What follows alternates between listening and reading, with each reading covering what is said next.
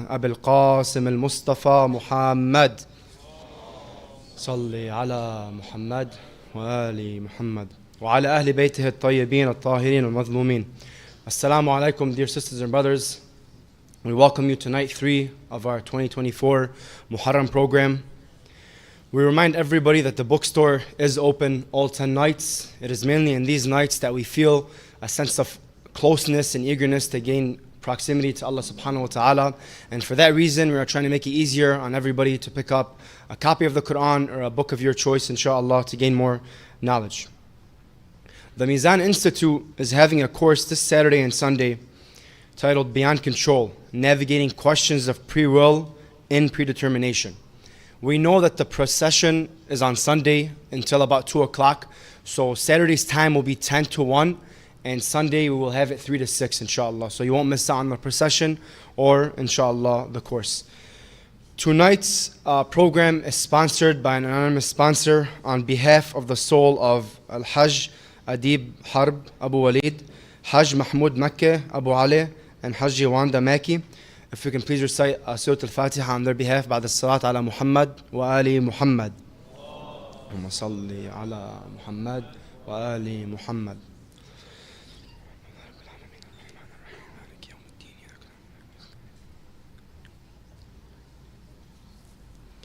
Before we get started with the program, please help me welcome my brother Muhammad Hamka to recite some words from the Holy Quran بعد الصلاة على محمد وآل محمد.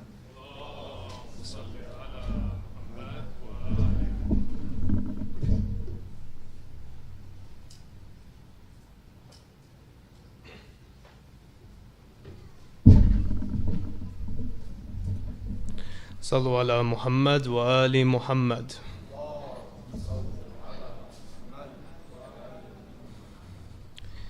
أعوذ بالله من الشيطان الرجيم.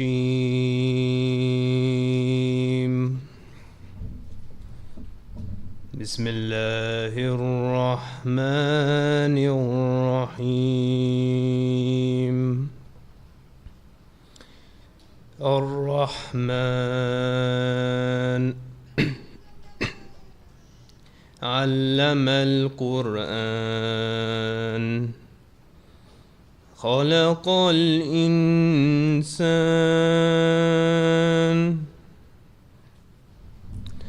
علمه البيان. الشمس والقمر بحسبان والنجم والشجر يسجدان والسماء رفعها ووضع الميزان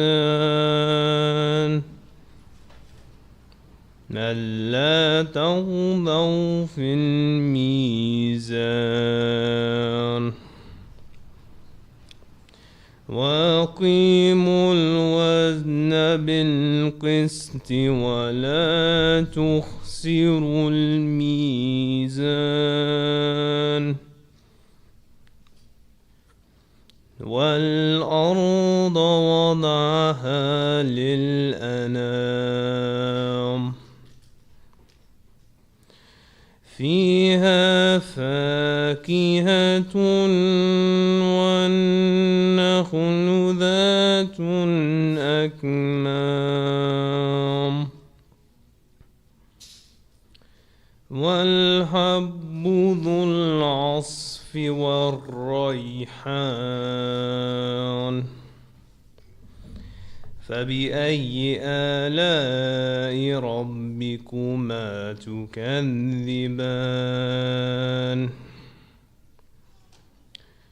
خلق الإنسان من صلصال كالفخار وخلق الجان من مارج من نار فبأي آلاء ربكما ربكما تكذبان رب المشرقين ورب المغربين فبأي آلاء ربكما تكذبان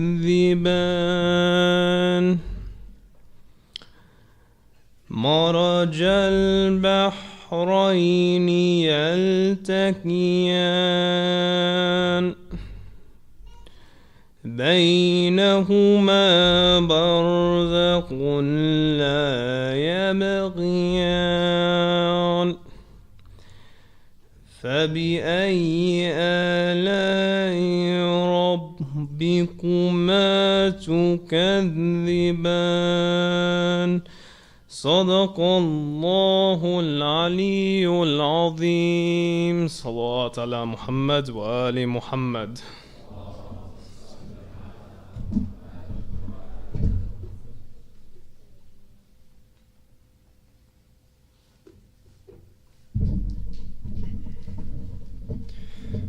Thank you, Brother Muhammad, for that beautiful recitation. At this moment, I'd like to ask the brothers to move up a bit, if you guys can, to just move up a bit to the front to fill in the gaps that are available. I also did want to, I was watching a lecture today by Sayyid Asad Jafari, and I remember it was during these times that we were introduced to who the Sayyid was, and he recently passed away, so I'd like to recite Surah Al-Fatiha بعد الصلاة على محمد وآل محمد.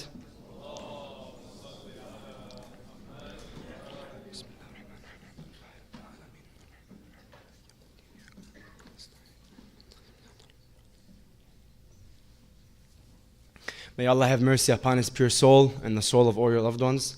Without further ado, I'd like to welcome our dear brother, respected scholar and mentor, Sheikh Amin Rastani, with 3 loud salawat ala Muhammad wa ali Muhammad.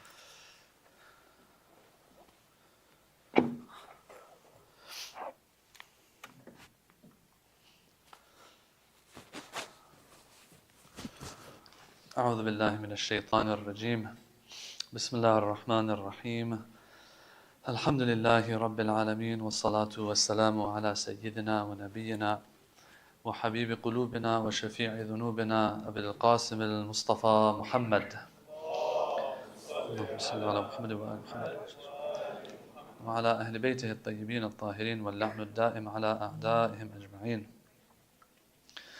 My brother mentioned our late brother Sayyid Asad Ja'fari. May Allah bless his soul. He was a very close friend. And, these couple nights so far we've spoken about the eternity of Imam Hussein alayhi salam. I think that the name of Sayyid Asad Ja'fari is going to shine over the years. The man had a passion for Imam Hussein alayhi salam, and he was very good at recounting the chronicles of Karbala and reciting the Masa'ib of our master. May he be raised with our master, inshallah. It happened all of a sudden, but Allah chooses those He wants. So we want to continue with our topic. We were speaking about this idea of how the story of Imam Hussein alayhi salam is an eternal one. Eternal in a relative sense. It seems that this story is here to stay. We will go, others will come and go, but the story is here to stay. And what are the elements that contribute to the eternity of this story, of this memory of Imam Hussein alayhi salam? Some of them are ones that we can take inspiration from. They might be applicable to us. We talked about fulfilling and living up to Allah's will when it comes to what He wants from us. Talked about ikhlas, doing things for the sake of Allah and Allah alone. Today, we want to talk about as many of them as we can that are left. We have 8 more to go, inshallah. The first one that I want to speak about, now this one will be a little less applicable to us, but it should give us an idea of how important the Imams and the infallibles are, and that how much of a difference there is between an infallible at the end of the day and someone who's not infallible. Number 3 element that contributes, it seems, to the eternity of this story is the fact that it was led by an Imam.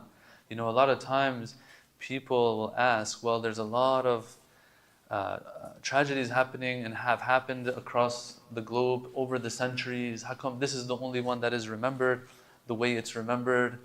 Well, it's because the one who was made subject to this tragedy is not your normal average person. We have to understand that. As a matter of fact, the tragedy of Hussein is what overshadows all other tragedies and inspires people to try their best to not allow other tragedies to take place, because they look at that tragedy and they say, we don't want something like that to be repeated. Of course, that tragedy is going to always be the greatest of all tragedies. لَقَدْ عَظُمَتِ الْمُصِيبَةُ بِكَ عَلَيْنَا وَعَلَى جَمِيعِ أَهْلِ الْإِسْلَامِ and أَهْلِ السَّمَاوَاتِ وَالْأَرْضِ. This tragedy, according to Ziyarat Ashura, is shaking the heavens, not just the earth, obviously. But at the end of the day, we find a connection between this and everything else that happens around us today and in the past. And so one doesn't rule out the other. These are not antithetical to each other. Yes? And I think that we're very clear about that. Everyone's clear on that. But at the end of the day, yes, this movement is led by an Imam. I want to give you examples of, not today, but in the past, of similar things that took place, but they weren't led by an Imam. So no one really remembers them anymore. For example, you will have I don't know if we want to call it movement or not, but what happened in the story of the Tawabin. The Tawabin were massacred. Do we know the story of the Tawabin? In a nutshell, yeah, we always hear about how the Kufans betrayed Imam Hussein, didn't show up and so on, right? We always talk about that. And there are some discussions there. Some people want to say, oh, see, the Shia betrayed the Imam. No, we're going to talk about who those people were who didn't show up. But all in all, in addition to the obstacles that Ibn Ziyad had put and wasn't letting people out of the city of Kufa to go and join Imam Hussein, in addition to all of that, yes, some people, fell short. It was their shortcoming. They didn't join the Imam, although it seems that they could have, or at least they could have tried. Well, what happened was, after Ashura takes place, these people feel very guilty. They felt very guilty. And so what they did is, they said, we need to repent to Allah, but we're not going to just repent like any normal repentance. This is a grave sin and mistake on our shoulders. We need to make it up somehow. The only way we can make it up is to give our lives, no matter what happens. And so, a little bit after Ashura, not like a few months after, but a little while after that, they rose against, after Yazid and his son Muawiyah bin Yazid died and all of them, they rose against the government. And they knew they were going to get killed. They were outnumbered for sure. They go to the grave of Imam Hussein alayhi salam, from what I remember. They pledge allegiance to him and they say, we're going to go. And they get killed. All of them get killed. 99% of them, let's say, got killed. So they went on a kind of like a suicide mission to make it up, the mistake that they had made, to make it up. Does anyone really remember them anymore? This movement, was it led by an Imam? It wasn't led by an Imam. It was a very bloody thing that happened though. Ashura, there was blood. In the story of the Tawabin, we see blood. But is that everything? Is tragedy or hardship everything that contributes to the eternity of something? Not necessarily. But Imam Hussein's story is different. It's not just the matter of blood. It's the matter of blood, it's the matter of tragedy, plus this very important element of an Imam, an infallible Imam being involved in all of this as well. Like if, I hope I'm not taken out of context, but if there was to be a God on earth, it would be these people. These 14 infallibles. If there was to be, I'm speaking very figuratively right now. If there's a representative of Allah on earth, this one. This is what we're talking. When you are beheading Imam Hussein, it's as if you're saying, oh Allah, oh God, if you were here, I would behead you if I could. That's what it's kind of translating to. Yeah? But when a normal person is oppressed, yeah, that's a very grave thing. Yeah? But it doesn't reach that significance, obviously. Allah will reward the person who's patient in the face of tragedy and hardship tremendously. Reward is one thing.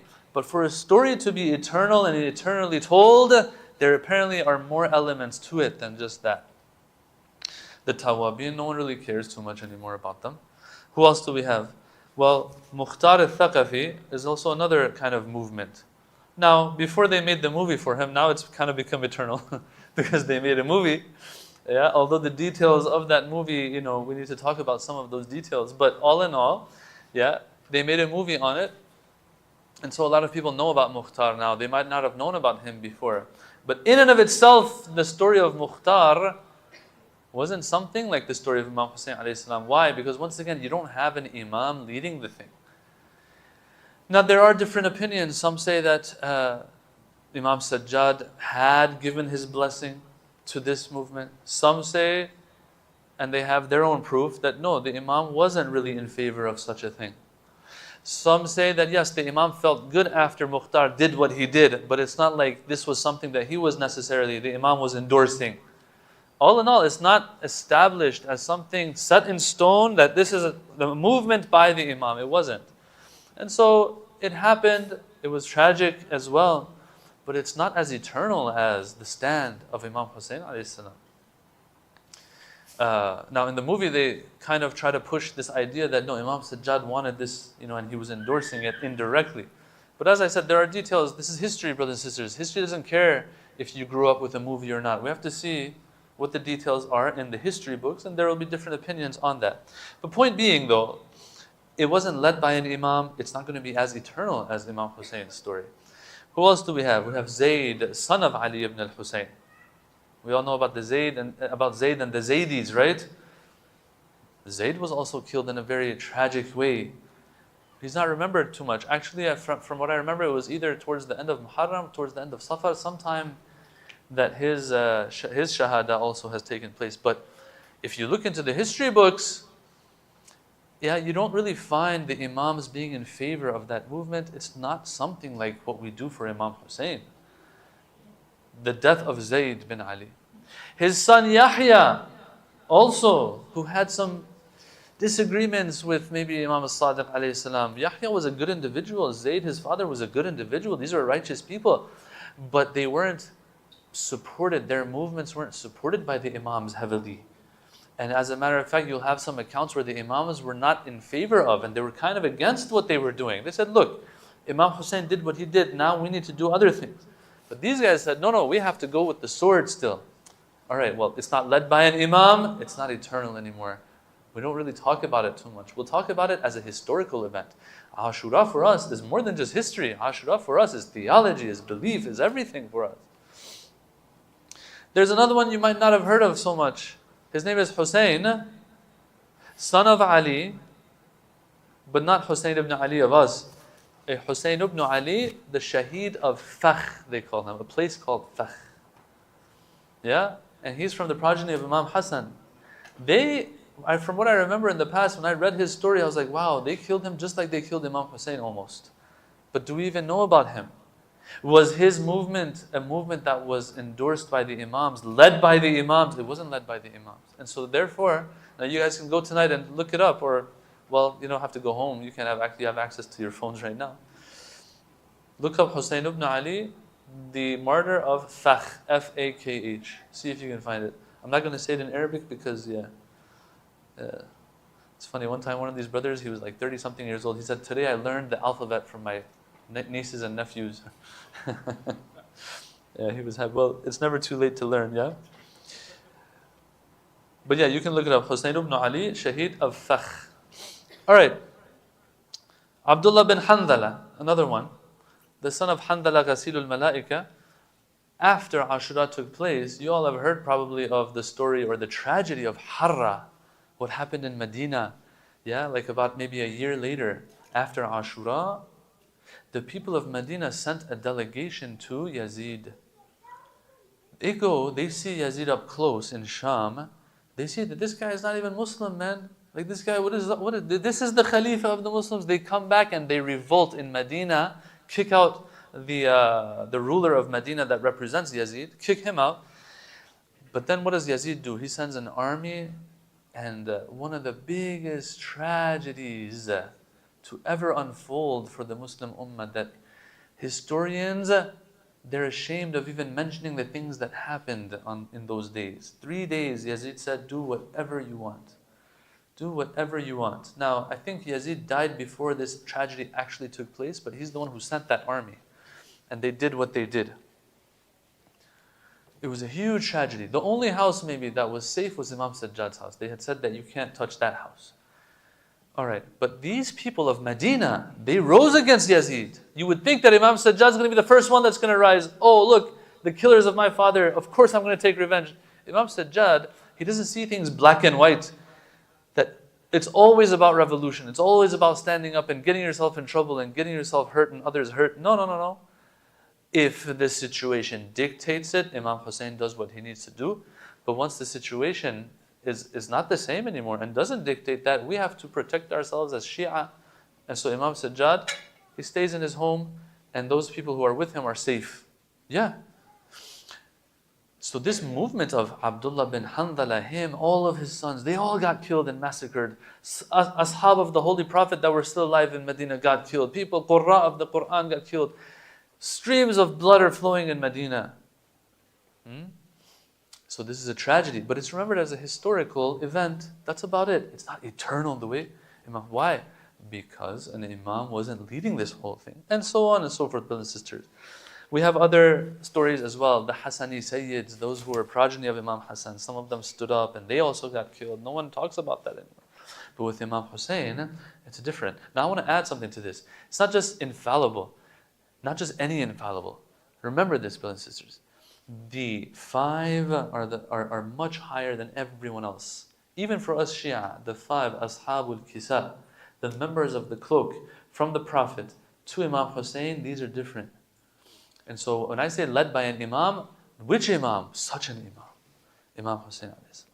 So that's element number 3, the fact that it's led by an Imam. We have to understand, at the end of the day, when an Imam is involved in something, it's different than when an Imam is not involved in something. Now, just remembered a story. It's true because it's my own story. And so I still remember, just to illustrate how important this idea is, that an Imam is different than the rest. I still remember how we used to, back in the day when we were in Qom, we would pray, we would go and make the most of praying behind Ayatollah Bahja, right? We would pray behind him a lot. And so back then his mosque wasn't as famous as towards the end of his life, where it was too crowded to go. You would go there, we would go there to get spiritual. But then towards the end, it was so crowded and stuff. You would go to sajda, you want to remember Allah in sajda, but no, the stinky foot that would come next to your face, going over you to find a spot in the middle of salah, would not allow you to get very spiritual. Yeah, you would go to Asfalus Safilin instead. Yeah, so in those times where it was less crowded, we would go more. And so one time I still remember, he was praying and then he made a mistake in his salah. And he ended on the 3rd rak'ah. He was trying to end on the 3rd rak'ah, and then the person that was the mukabbir that we call, that stands next to the imam of the jama'ah, when there's a big jama'ah, they say Allahu Akbar, Sami Allahu liman hamidah, so that people know that the imam got up and he went to sajda, all that. He kept saying, Bihawlillah, Bihawlillah, like Ayatollah Bahjat, it's time to get up. It's the 3rd rak'ah. You're supposed to get up for the 4th one. He started his tashahhud for the 3rd rak'ah. He was supposed to get up. It was 4 rak'ah salah. Anyway, he got up eventually, and the salat ended and all that. People were confused. We told our teacher this later. Our teacher he was, I think, directly or indirectly one of the students of Ayatollah Bahjat. He said, we told him this. We told him that, yeah, Ayatollah Bahjat, we caught him making a mistake in his salat. Okay? He said something nice. Now, whether it's true or not, in the case of this story, is not that important. But all in all, he said, look, sometimes Allah will do something so the people understand the difference between an imam and someone who's not an imam. Ayatollah Bahjat was great. He was huge. But yeah, sometimes you would get this feeling that people, it's as if they're taking him up all the way next to like the imams almost. So this teacher of ours, he said something nice. He said sometimes Allah teaches the people one way or another that look, at the end of the day, this person is a normal person. Never mistake them with someone that's infallible. Practically, sometimes people will see it like that, yeah? See somebody that's not infallible as an infallible. Now, back in the day, they would maybe make these mistakes with some of the great ulama. Nowadays, if a lecturer is like super famous, yeah, even there they'll idolize this person. Like, this person is a nobody, right? In the heavens, this person is probably a nobody. Until the Bahjat was a somebody in the heavens. Nowadays, yeah, the bar has gone very low. But anyway, inshallah, the point is clear. That with an imam, things change drastically and dramatically. That was element number 3, that an imam led this movement, unlike other ones. And that's why other ones are not eternal, this one is eternal. Number 4, the different elements in the story itself, okay? The diversity you find, the variety that you find. Imam Hussein alayhi salam, you look at it, it's like a melting pot of everything that you can think of, okay? You will have, now back then, it was, race was a thing. Nowadays, yeah, people aren't that racist anymore, inshallah. Yeah, that's what people say, but practically outside what we see, we still see racism, obviously. But back then, you'll find one of the lowest of society, which is a slave, an African slave, is involved in this journey of Imam Hussein alayhi salam. You will have new faces who weren't there before, Hur bin Yazid al-Riyahi. You will have old faces like Habib bin Mudahir. You will have converts like Wahab, the Christian. You will have people who didn't have the proper Shi'i ideology, like Zuhair. They say Zuhair was an Uthmani. Uthmani means that he takes the side of Uthman in the whole story of the assassination of Uthman. And he believes that Uthman was not, was supposed to be, he was doing what he was supposed to. There's nothing wrong with Uthman. He was an Uthmani in that sense. But I mean, when Imam Hussein, the son of the Prophet, the grandson of the Prophet, is going to be killed in this way, he says, okay, no matter what ideology I come from, I know this is wrong. And so he went.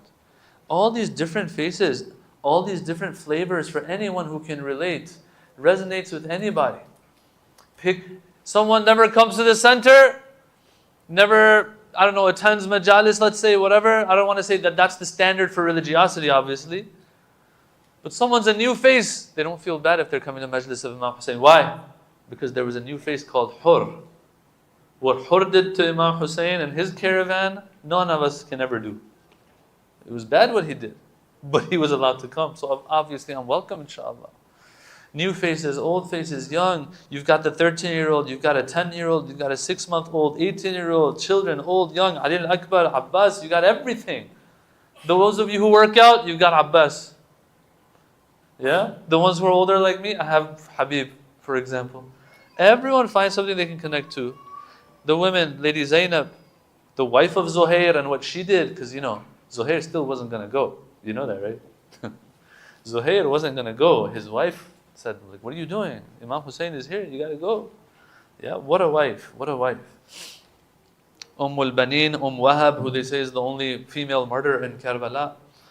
Yeah, loyalty, altruism, love, patience, all this stuff that you can find. Anything of good you find is over there. All the different flavors. And so for us, when we're doing work, Islamic work as well, if we want it to be far-reaching, if we want it to be relatively eternal, inshallah, we keep in mind the different needs of the people out there. And not just cater towards one group, one demographic, and we just check the boxes like that. No, it's not about checking boxes. It's about getting work done. Yeah, it's about the spirit and the core of the matter, not just something that we do and we check the box of. And so some of these scholars, they've said that Ashura was one day, but in it you have centuries of incidents and lessons. It's very interesting. I was thinking about this today, that a story that we're repeating 1400 years still sounds like, yeah, there's new stuff coming out of it every day. Subhanallah. All right, so that's element number 4 now. The different elements and flavors, yes, that we have, everyone can find something they can relate to. Oh, I'm a sinner, I shouldn't go to the majlis of Imam Hussein. Come on, what is this? Yeah, the worst of the worst, the ones with the, I don't want to say the worst of the worst, but the one who had the worst mistake, Hur, he came back and it was okay. It wasn't too late. You and I, we have so much time. So much time. All right, the next thing on my list here, pure haqq. Pure haqq. You find pure haqq in this movement of Imam Hussein. Everything is haqq. And on the other side, everything is batil. On the night of Ashura, for example, Imam Hussein's camp is all engulfed in worship and all of that. On the other side, what are they doing? Are they also engaged in worship and all that? Or are they wasting their time and cheering and laughing and clapping and all that kind of stuff? But that's not the only reason why haqq and batil. Everything on this side is haqq. Why? Because as I said, no matter which ideology you came from, whether you believed Imam Ali was supposed to be Khalifa or not, whether you believed Abu Bakr was supposed to come or not, Umar was supposed to come or not, Uthman or not, it didn't matter. No matter which denomination, which background you came from, there's so much haqq on this side that you just can't get it wrong. It was very, very clear. To the point that, as I said, Uthmanis also, those who have an Uthmani ideology, they're like, look, this is Hussein we're talking about. It's unfortunate that those people will understand, but then after all these years where the Muslim Ummah has had time to think things over and reflect over these matters, still after 1400 years you'll find some scholars, they're not from our school of thought obviously, and they don't represent the majority of the Sunni school either necessarily. But there are some out there who say, yeah, Imam Hussein got killed by the sword of his grandfather, the Holy Prophet ﷺ. You're like, what does that mean? They say because the Prophet himself said, anyone who causes fitna, anyone who causes division, you get rid of them. It doesn't matter if it's his grandson, he was causing division. Really?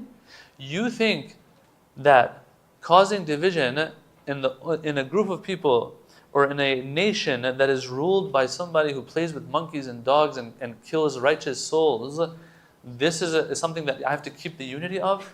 Well, if that's the case, then when Muawiyah died, guess what happened there? When Muawiyah died, one of his boys that was reciting Salat al-Janazah on him, when he was reciting the eulogy for Muawiyah, he said, this is the one that wahhad al-Muslimin, that united the Muslims. He was taking a shot at Imam Ali, trying to say that when Imam Ali came to power, all these civil wars and civil strife came about. But Muawiyah, when he came, there were no more civil wars. For 20 years, everyone was united. Is this a good unity? Or is this a unity around shaitan? Right? So it's not just about that. Unity, looking at things black and white, unfortunately, how some people still look at them today. Black and white. Oh, unity is the most important thing. If unity is revolving around haqq. Anyway, they say that Imam Hussein was killed by the sword of the Prophet. The Prophet had said, do this. This is how some people look at it today. But brothers and sisters, it was so clear back then, haqq and batil. That's why these people, and Imam Hussein made sure to make it even more clear on the day of Ashura. He says, why are you killing me? Have I made a halal of Allah haram? Have I made a haram of Allah halal? Have I changed anything? Have I killed any one of you? What have I done? I'm just not giving bay'ah, that's all. So that these people have no excuse. Look, if you're going to kill Imam Hussein, Allah's going to make sure on the Day of Judgment you have no excuse. This blood is not going to go in vain. It's not going to go to waste. Yeah. Pure haqq on one side, pure batil on the other side. That is also what? Grants to the eternity of this message.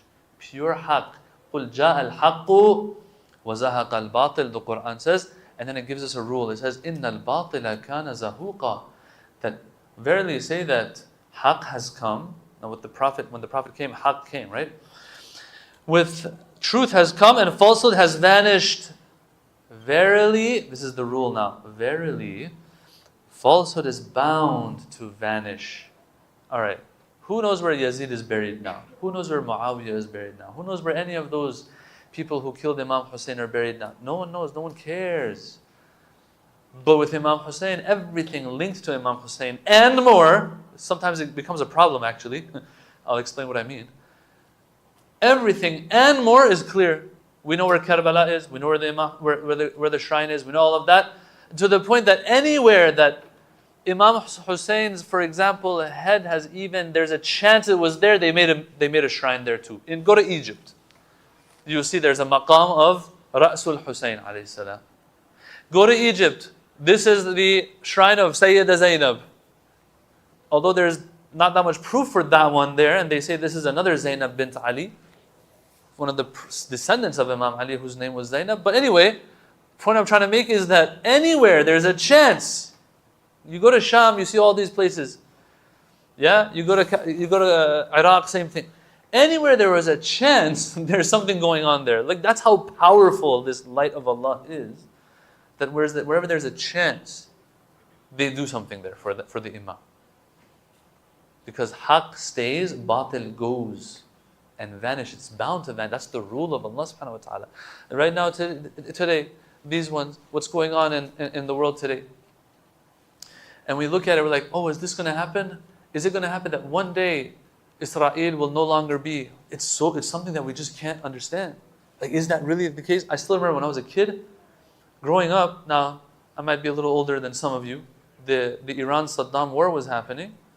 As a kid, we were always like, Saddam Hussein he's the big enemy that's always going to be there.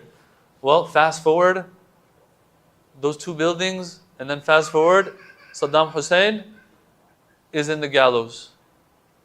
And they hang him. What? Yes. Allah says, listen, in the Quran, He says, this is how I do it, man. If it was up to you, you would say, oh, let's get rid of this bad guy right away. No. Let's let it go. Let them go deeper and deeper. It's okay. But people are suffering. Yeah, I'll take care of them in the akhirah. Don't worry. But I have to give these people a chance to be as bad as they can as well. Yeah? Haqq will remain. Eventually, batil will go. And you don't even know where this guy is anymore. Where's Sharon? We don't even know where he is. Yeah. Anyway. Now, having said that, I do want to say one thing here. This is important. We want our efforts to remain. We want haqq and all of that.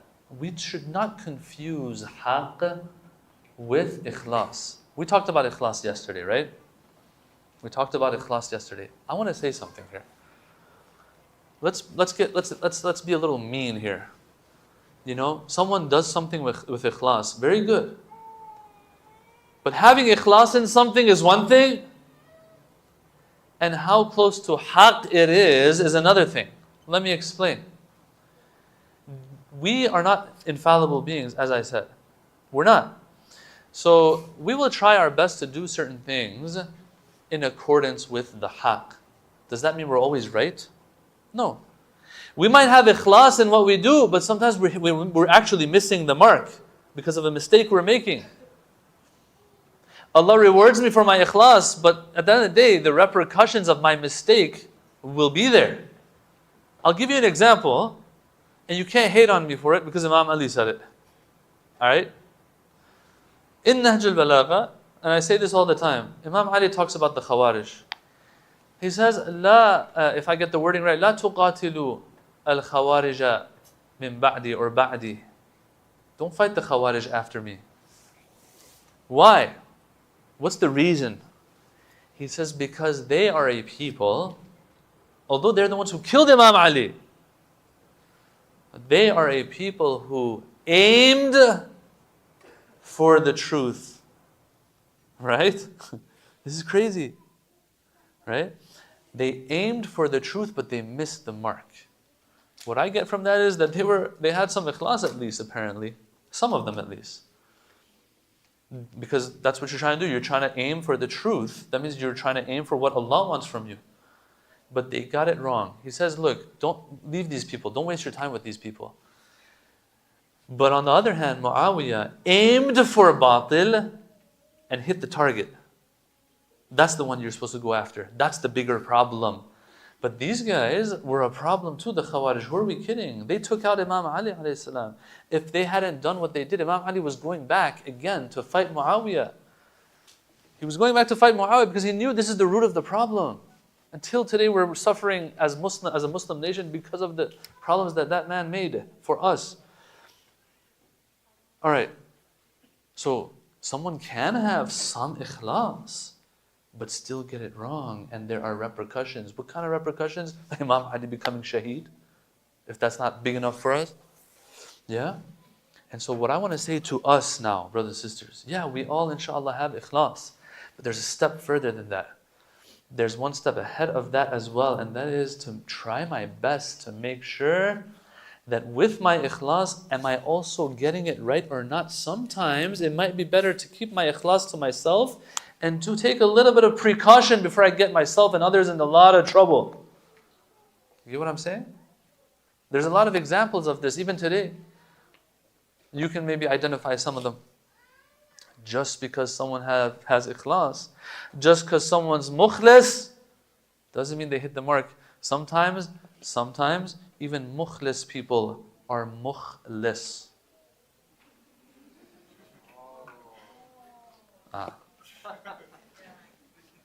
Yeah? We have that word in your language, mukh. Yeah? Sometimes, you want a present day example, you look at some of the videos of, these were years ago though, but videos of these ISIS fighters. On the night of their, I didn't see it myself, but one of my friends was telling me about it. There was a documentary that they had made on the night of some of their operations, how they are hugging each other and weeping, and we're going to be meeting Allah and all that kind of stuff. I'm like, bruh, who are you going to fight? You're going to fight the real enemies of Islam or other Muslims? These people were mukhlis and mukhlis. Because ikhlas does not guarantee that I got it right. Remember yesterday I talked about how some people are quick to throw labels around.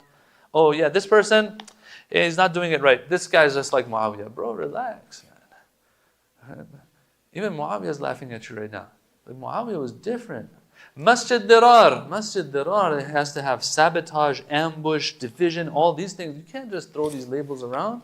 Say this person is wrong. Say this person is, I personally think this person is serving the cause of the enemy even.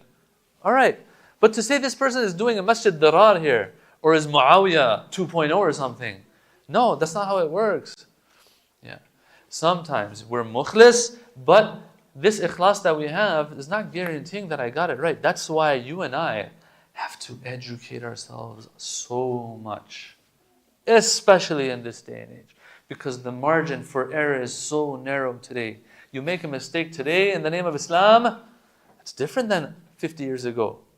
And mashallah, today are we making mistakes? You don't believe me? Go on Shia Twitter and see how our Shia brothers and sisters sometimes are quote unquote defending Shi'ism, while in reality, what are they doing? They're hurting us, man.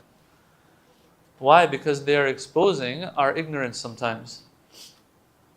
They have ikhlas though. They have ikhlas, but ikhlas isn't going to be enough.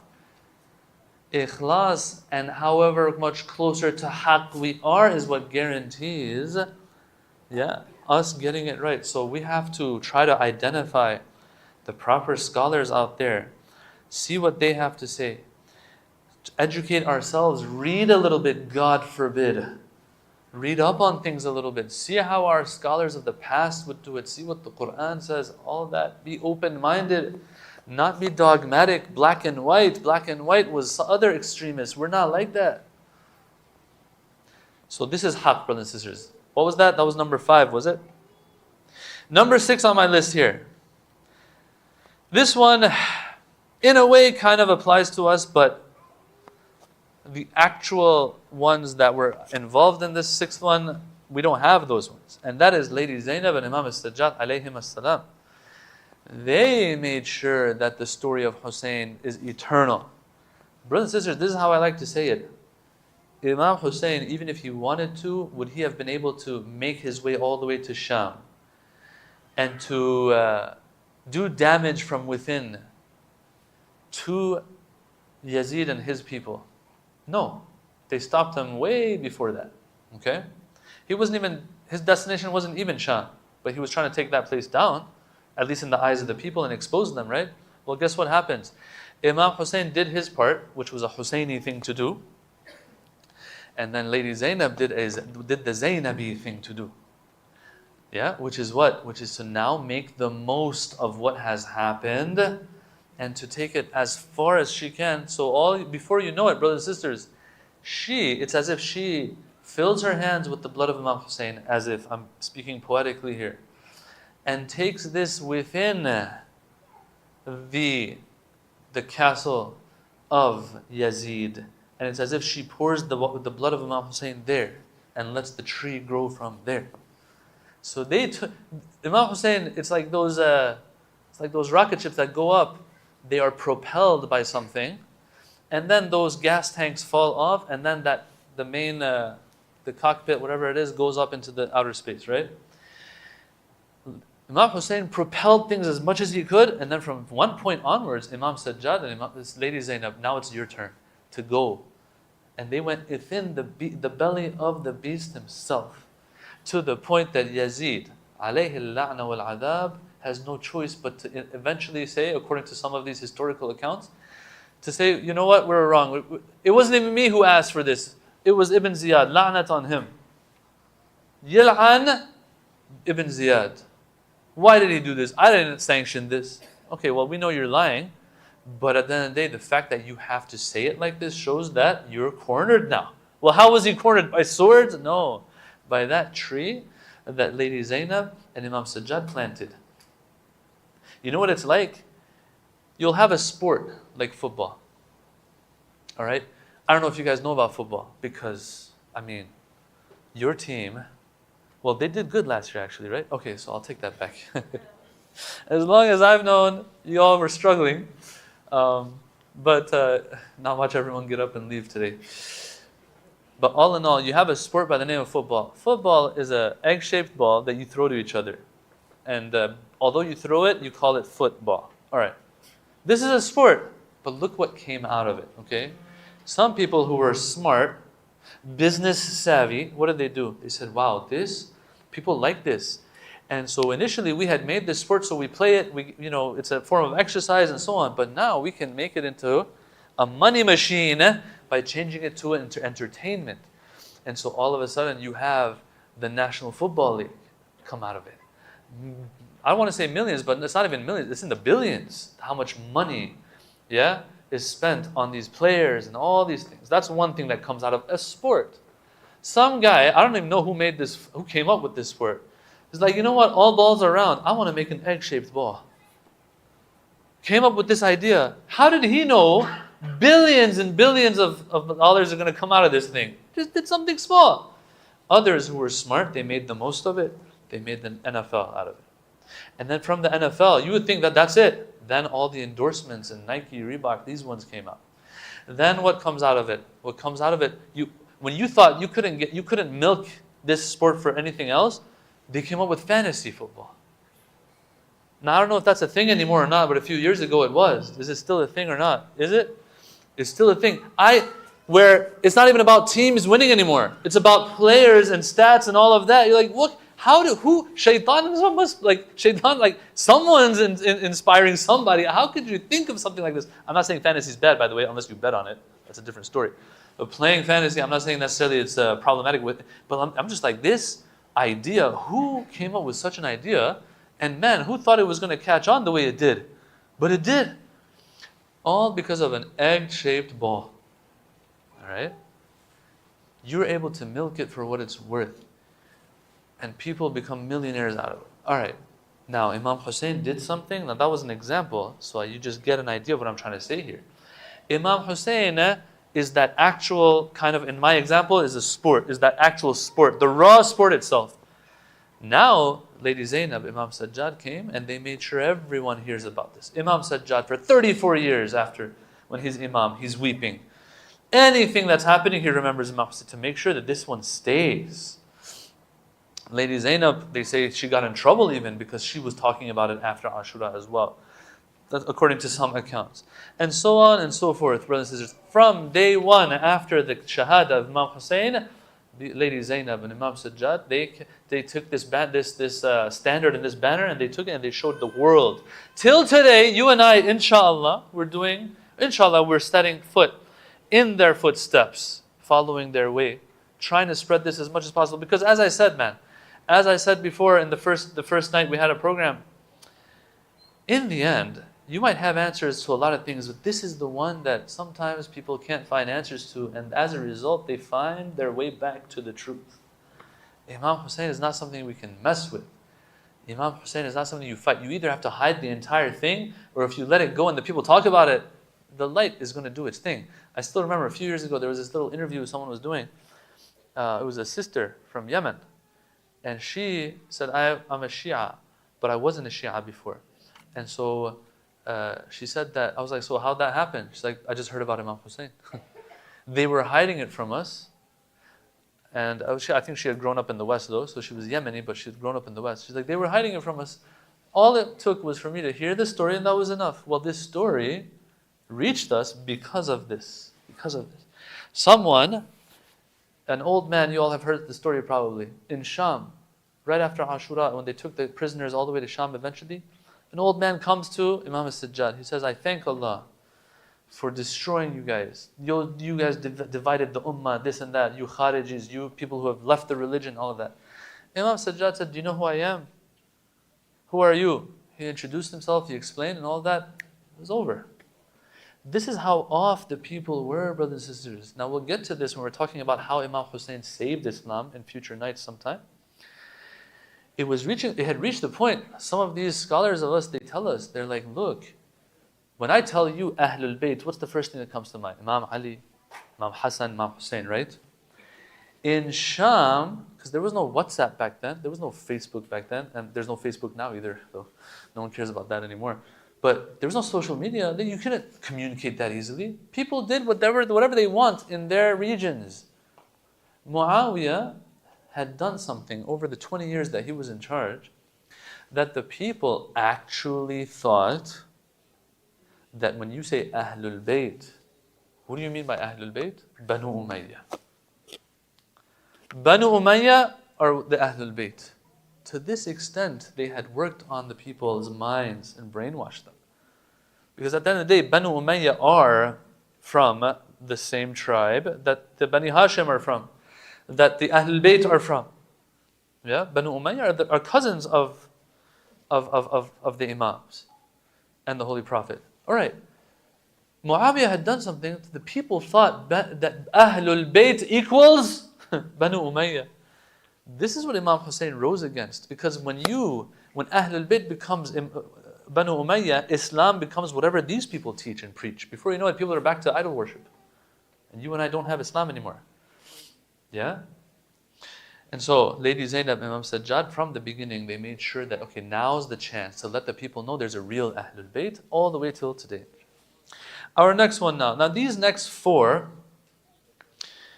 they are going to be how Allah now has honored this great tragedy of Imam Hussein alayhi salam. I'm going to go through them as quick as I can. Remember I said you milk it for what it's worth? This is Allah now milking, for lack of better terms here, milking the shahada of Imam Hussein for whatever it's worth, giving anything that is related to it importance. Number one, majalis. All right, so the Imams, we've heard the stories, Imam al-Sadiq, it's famous how he would hold majalis, not like the way we do today, mashallah, today it's grown so much. Back then they had to do it their way. And so they would recite poetry for Imam Hussein alayhi salam. They would weep, he would tell the women to weep, etc., etc., etc. This culture reaches us now. I just want to share with you a couple of stories here about how our ulama would give this much importance. Ayatollah Uzma, the great, Muhammad Rida Gul Paigani, the one who prayed over Imam Khomeini's janazah, it says that he would hold majalis. Now back then, during the Shah's time, you weren't allowed to hold these kinds of majalis. And so he would hold them, little house majalis in their homes for his family, he would recite for them. Alhamdulillah, when it was COVID, we were able to, do this kind of online and stuff, right? So it was good. I'm going to share this story with you. It's kind of funny. One of these scholars who was martyred years ago, he told this story to somebody, and he was saying it, and I saw it online. He says that someone had done a nadhr, all right, a pledge to Allah, that I'm going to hold a majlis with Imam Khomeini when he was alive. All right. So that's another.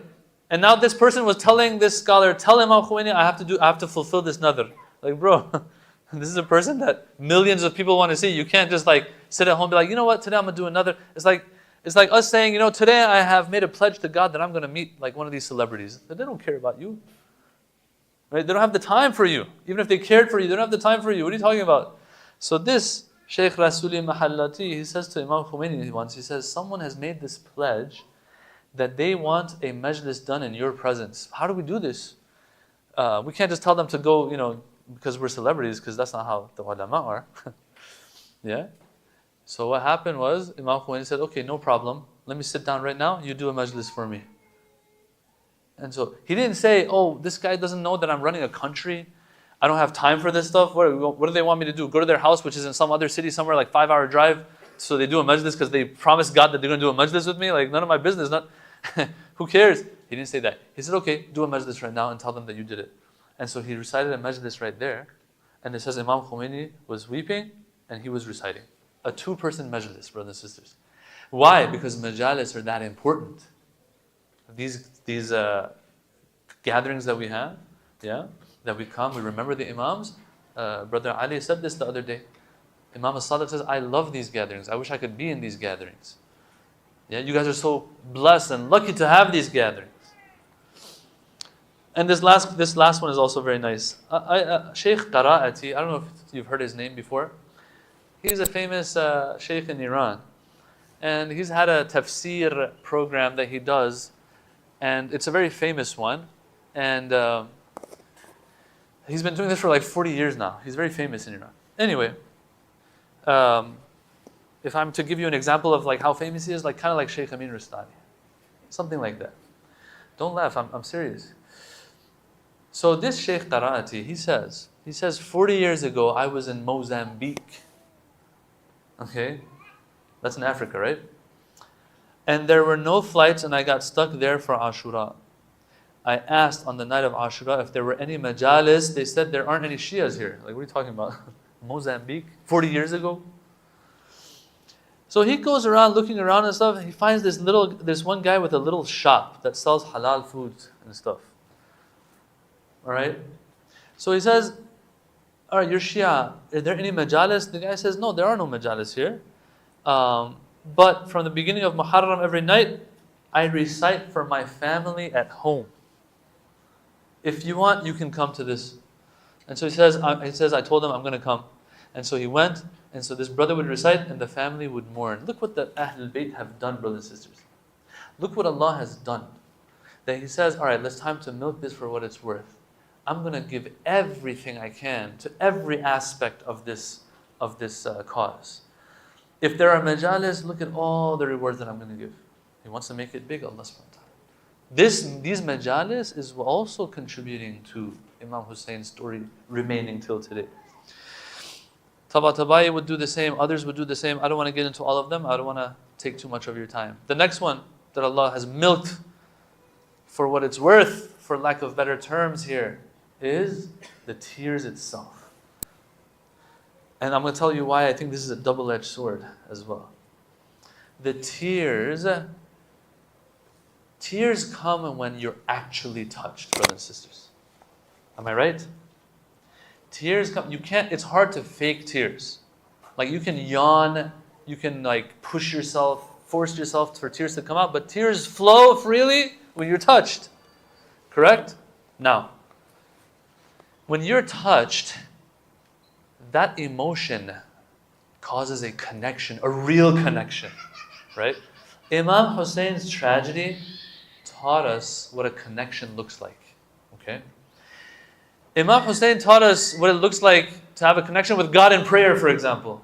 This is how it feels. When the heart breaks eventually and the tears flow for Imam Hussein, remember, this is what it looks like when I have a connection with Allah. The Imams had such a connection. Imam Hussein pushes us towards Tawheed, even through the tears. Tears are powerful, brothers and sisters. What I'm trying to say here is that why is Imam Hussein eternal? Because there's tears involved. If there were no tears involved, it would be harder to keep this thing alive till today. But tears are so strong because it shows that the heart has been touched. that you can't fight it anymore. And when I said double-edged sword, this is what I want to say.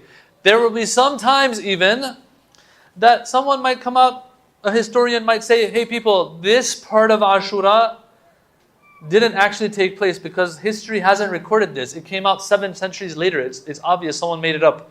You will have people at your throat. If you question anything that they've been raised with, why? Because there was tears involved. Tears? This person says, how can it be wrong? How can it not be true if I've cried all these years for it? You better take that back. No, that's why I don't say anything, ever. Right? Big historians get in trouble sometimes. Why? Even though they might be right, but look at how powerful the tears are, that the person in their mind, they're like, no. I've been crying for this all my life. It can't be wrong. I'll fight you if I need to. Right? So think about it. If the tears are that powerful for something like that, obviously the tears are going to be so powerful for those things that we know for sure happened. The story itself. Yeah? And so tears are going to guarantee that Imam Hussein's story remains. And all the rewards that we have hadiths for, that the Imams have said, just whoever sheds a tear, whoever acts like they're crying, even if they're not crying, puts their head down, things like that even. Why? Because anything linked to Imam Hussein is big because Imam Hussein is big. His turba, like I don't even know how God thought of these things, to be honest with you. The soil of his grave, let's make a big deal out of that even, Allah says. Alright, now I don't have time to get into the hadiths here. But there are hadiths that Lady Fatima, she had a subha made out of like yarn or something. And she would make knots in it. And she would do the tasbih through that. And then when Hamza, Sayyid al-Shuhada, when his thing happened, she made the same subha out of beads from his soil. And then this was a tradition that went on. And then the Imam says that it reached the point where Imam Hussein became shaheed. That's when the tradition shifted. From Hamza Sayyid al-Shuhada's soil to the soil of Imam Hussein alayhi salam. And all I will say is this much. That they asked the Imam, which one's better, the soil of Hamza or the soil of Imam Hussein? Which one should we use more? Now look at how the Imam answers. I love the Imams. Look at how they answer. The Imam didn't say Imam Hussein's soil is greater or higher than Sayyid al-Shuhada Hamza. He didn't say that.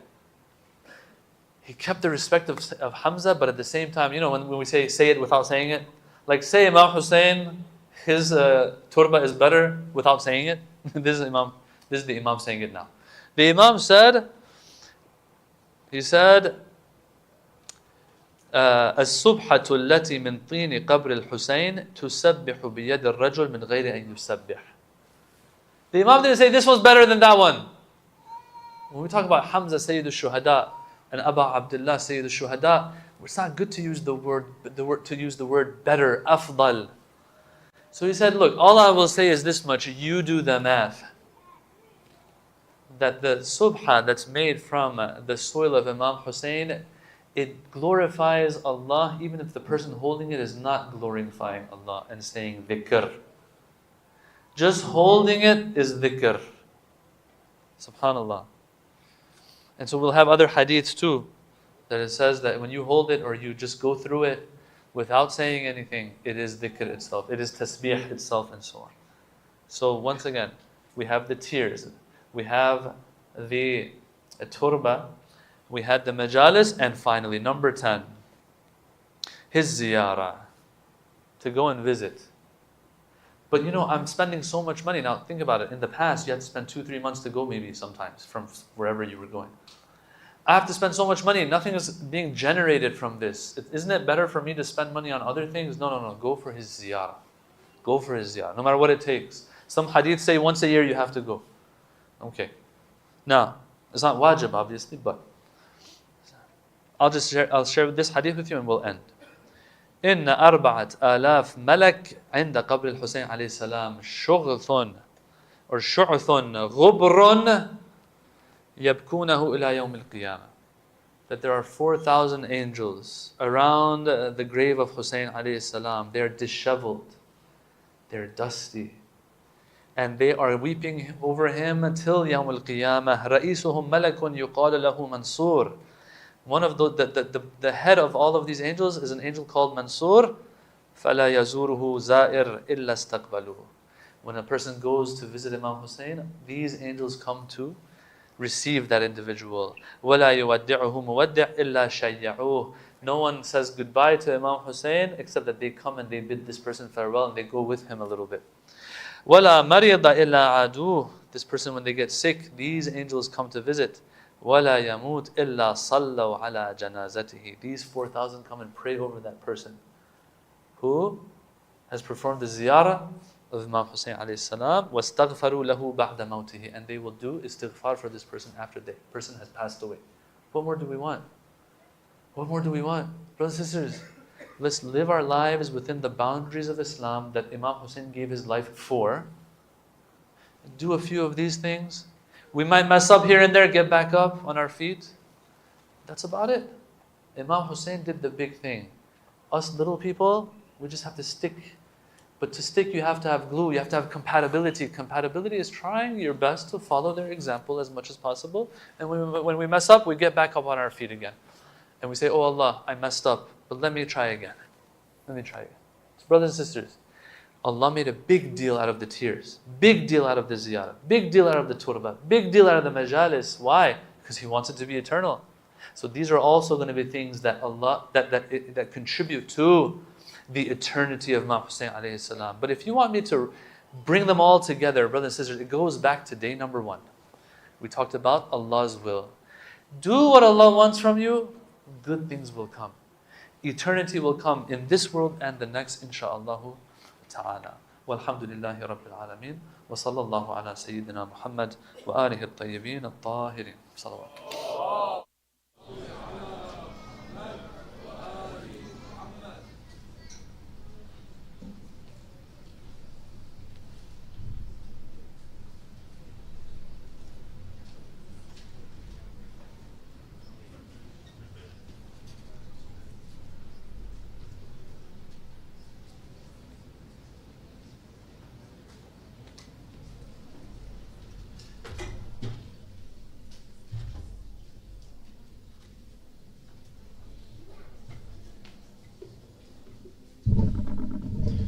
أفلح من صلى على محمد وآل محمد.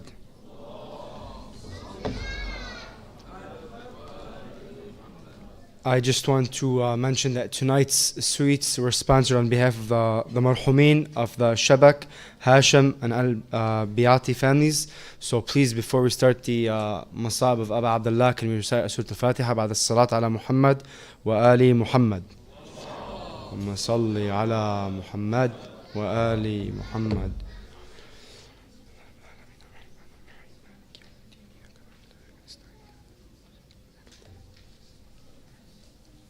Please help me welcome Brother Ali Juma to recite the Masa'ib بعد الصلاة على محمد وآل محمد.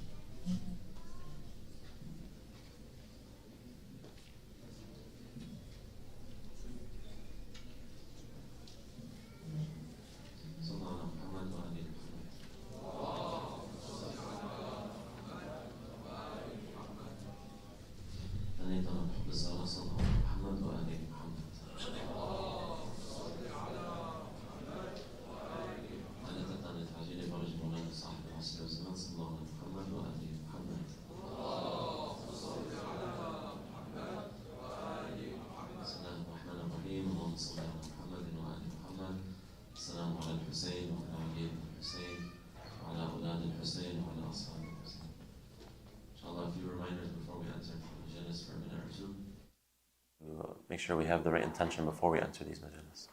So we have an advice from Sayyid al-Qadi, one of the mystics, rahmatullah alayh, and this refers to what Shaykh Amin was saying as well.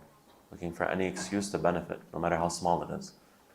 Sayyid Ali al-Qadi used to say, don't slack off in doing azadari, so the rituals for Imam al-Hussein, and mourning for Imam Hussein, and ziyarat in Imam al-Hussein alayhi salam. One should gather once a week. This is an advice. You don't have to. Of course, this is a big advice that he's giving us. One should gather once a week, even if people are 2 and 3 in number, for the virtues of Imam al-Hussein alayhi salam and the atrocities that befell him. This act of yours will ward off all difficulties and problems. If it is not possible to gather once in a week, then at least gather in the first 10 days of Muharram. So inshallah, we're at least following that advice from Sayyid al-Qadi, that we're gathering in these nights of Muharram. And we have more pieces of advice from Ayatollah Fatimini rahmatullah alayh. He says, 1, participate in the morning ceremonies sincerely. Have sincerity when you enter into these majalis. Remain in a state where you see nothing but Imam al-Hussein alayhi salam. And number 2, he says, approach these gatherings with both outward and inward purity. Just as we participate in these sessions on wudu, which is advised to come into the majalis on wudu, let us also achieve inner purity through repentance. Like we talk about doing repentance, istighfar, before majalis start to help tears flow better, inshallah. And 3, before entering the morning ceremony of Abu Abdullah, we should say to ourselves, Ya Allah, if there's an obstacle preventing me from benefiting from the majalis and the blessings of Abu Abdullah, remove it for me. It's a special opportunity to remove veils and obstacles right now through these majalis. And then number 4, the last one, the first 10 days of Muharram are days of transformation. Hur was an individual, but becoming like Hur is a process. We must undergo transformation during these days, during these 10 days specifically, inshallah. Sallallahu ala Muhammad wa ali Muhammad.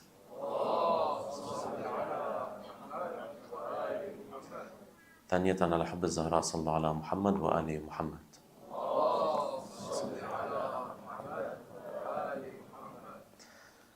أعوذ بالله من الشيطان الرجيم.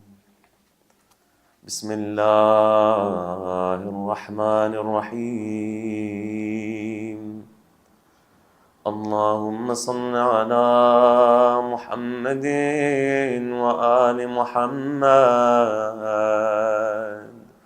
اللهم صل على محمد وآل محمد. صلى الله عليك يا رسول الله. صلى الله عليكم يا أهل بيت النبوة وموضع الرسالة ومختلف الملائكة. May Allah's peace and blessings be upon you, our beloved Holy Prophet. And the Ahlul Bayt, it was in your homes that Allah blessed us with guidance and revelation.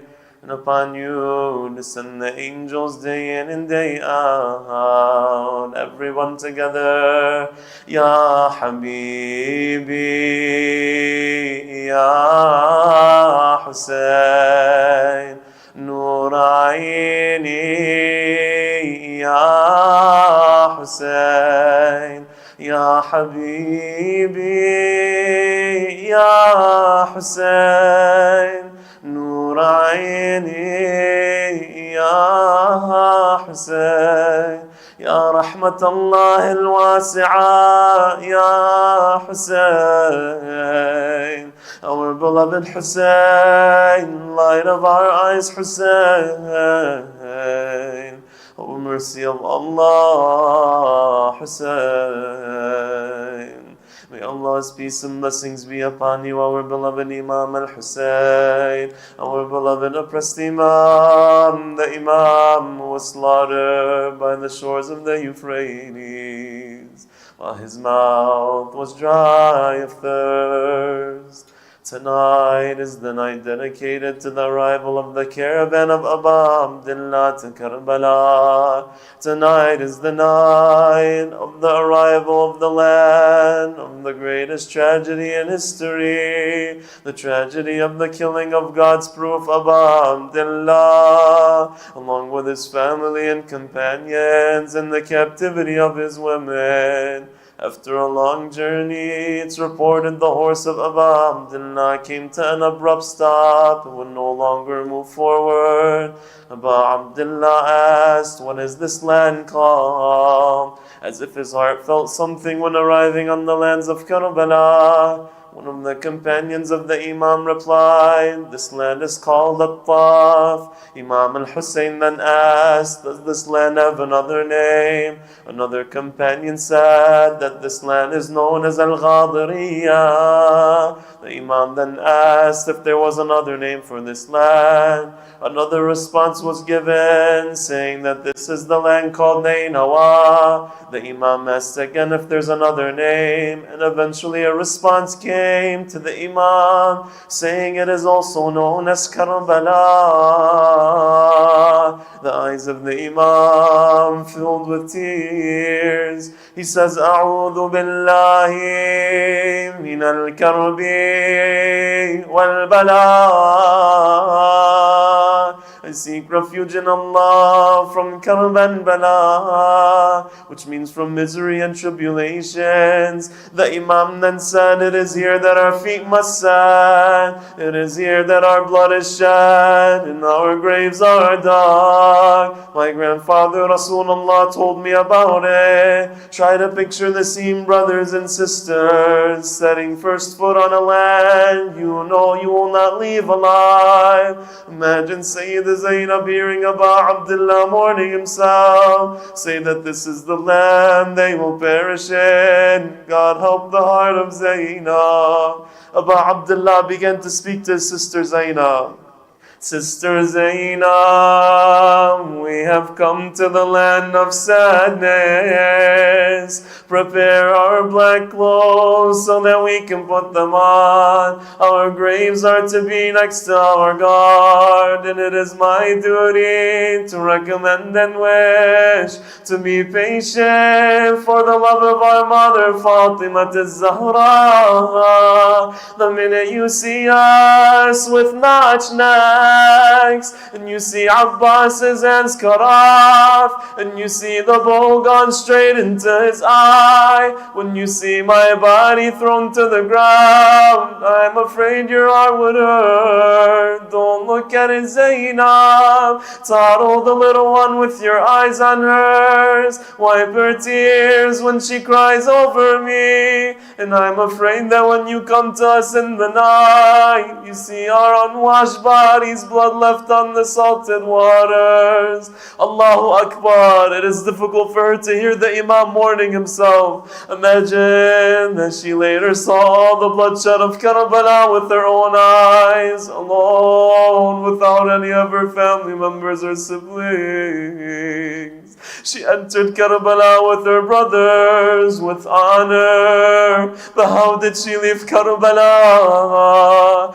Our dear Imam al-Mahdi, this is your Auntie Zainab. The farewells have anguished her heart. May our souls be sacrificed for her. Imagine her after the tragedy of Karbala, looking at the body of Aba Abdullah, beheaded, trampled, and cut up on the plains, burning under the hot sun.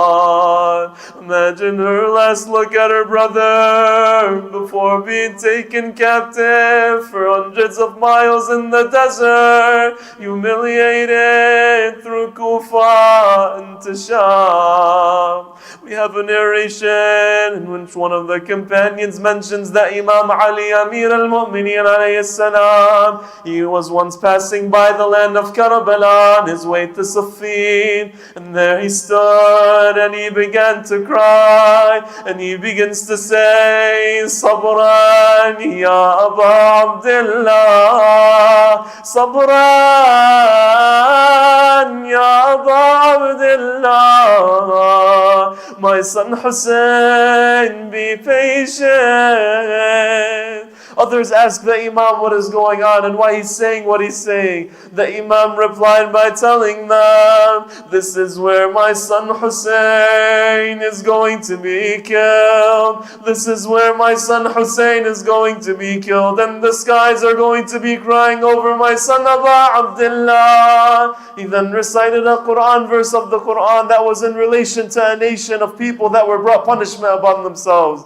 بسم الله الرحمن الرحيم فما بكت عليهم السماء والأرض وما كانوا منظرين. And neither the heaven nor earth shed a tear over them, nor were they given a respite again. ولكنها تبكي على أبو عبد الله الحسين.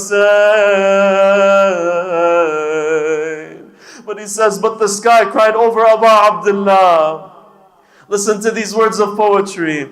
How many years have we wept in the eye your name is kept. Hussein will never forget. Hussein will never forget. Your call for help the soul hears. We can fill seas with our tears and drown all those swords and spears, and drown all those swords and spears. We heard when for help you'd call, our tears call you when you'd fall. Ya Hussein, hearts to you crawl. Ya Hussein, hearts to you crawl.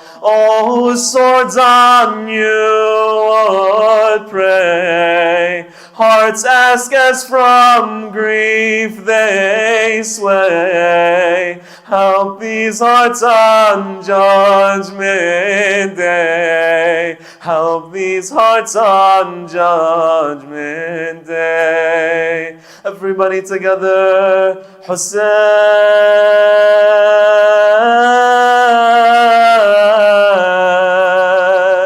wa Husaina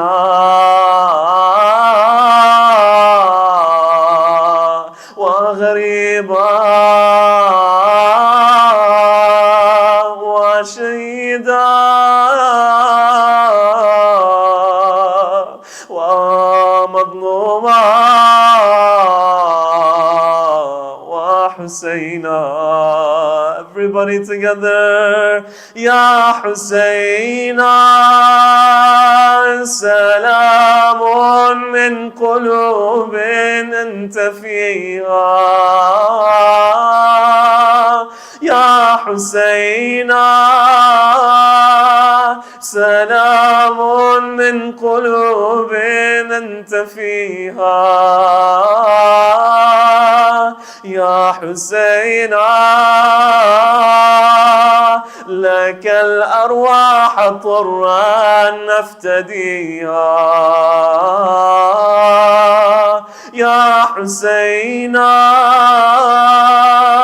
peace be upon you from all the hearts you are in. Ya Husaina,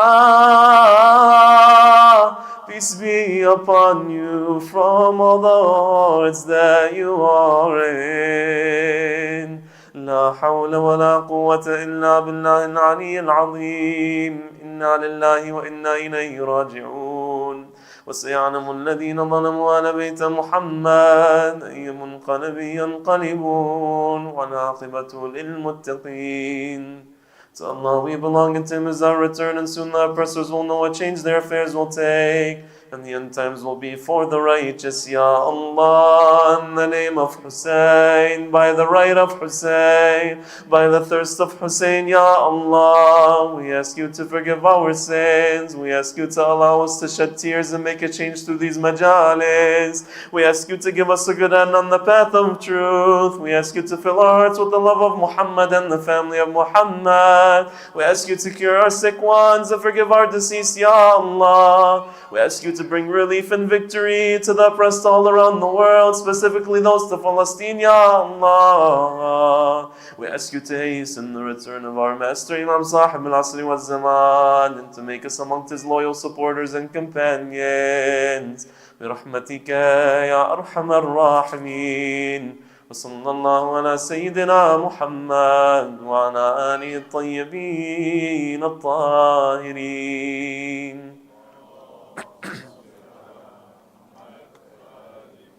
Inshallah, if we can all stand for Latmi, and if those that want to gather in the front, you may. Sallallahu ala Muhammad wa alihi Muhammad.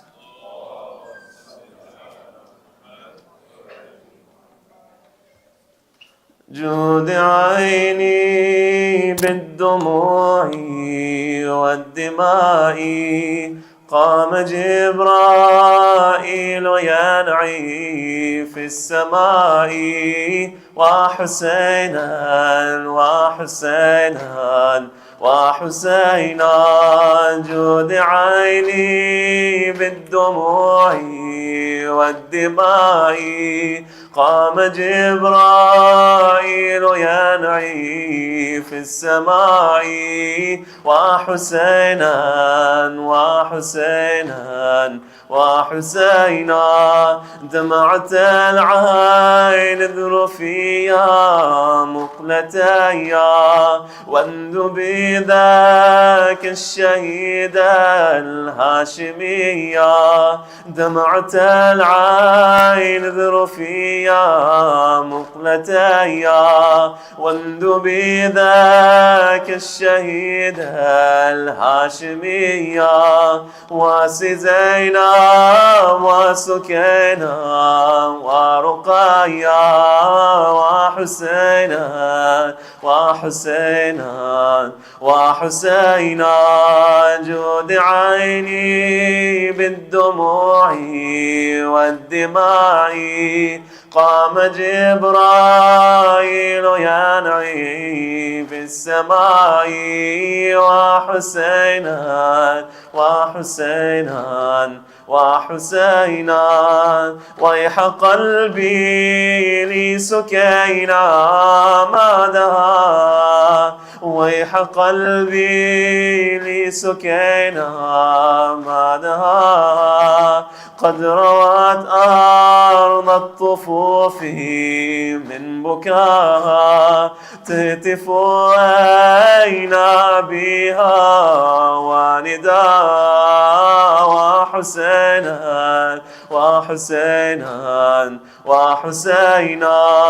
يا لنور البدر غابا في أفولي. يا لنور البدر غابا في أفولي. وضحى زاد وضحى زاد اكتئابها للبتول.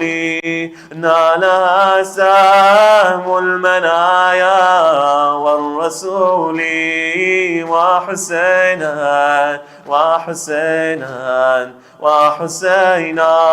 لهف قلبي لمصاب حل فينا. لهف قلبي لمصاب حل فينا. يوقد في القلب نارا وحنينا. وحسينا وحسينا وحسينا.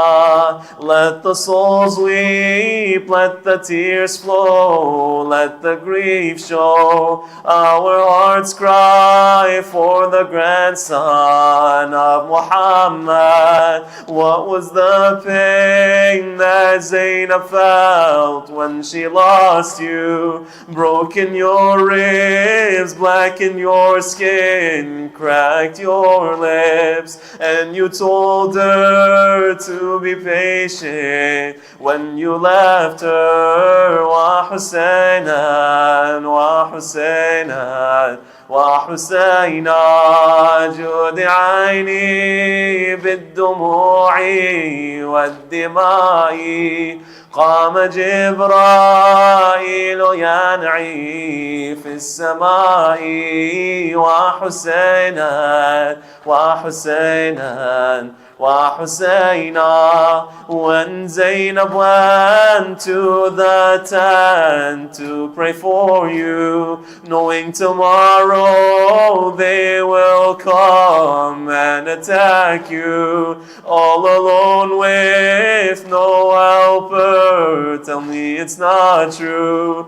With her tears she writes her pain and sorrow. Oh darkness, I fear for your tomorrow. Abbas will leave and Hussein soon will follow. Wa Husseina, wa Husseina, وحسينا. جود عيني بالدموع والدماء قام جبرائيل ينعي في السماء. وحسينا وحسينا وحسينا. صلى الله على محمد وآله محمد.